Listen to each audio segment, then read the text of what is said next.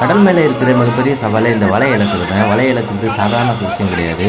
கொஞ்சம் மாறினாலும் உயிர் போயிடும். ஏன்னா அந்த வலை வந்து காலில் கொள்ளுனா அப்படியே இழுத்துட்டு கடலுக்குள்ளே போயிடும்.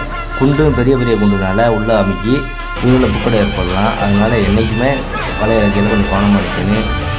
மேவலை கூட பரவாயில்ல, நடவலை இலகையில் கொழு வச்சுன்னா அவ்வளோதான், காலில் சிக்கிட்டு போயிடும்.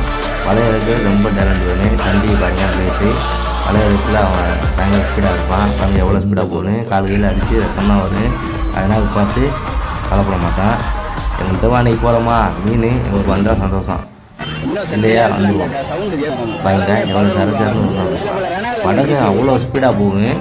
ஏன்னா அந்த மீன் ரவுண்டை வந்து அப்படியே ரவுண்ட் அப் பண்ணணும். இல்லைன்னா மீன் மிஸ் ஆச்சுன்னா அது அப்படியே கம்ப்ளீட்டாக வெளியே போயிடும். அதனாலேயே அந்த மீன் அந்த அணையத்தில் நிற்கும் அப்படியா, அவர் சொல்ல அதுக்கு ஏதுவா அதை படையை கொண்டு அவங்க ரவுண்டை போடுவாங்க.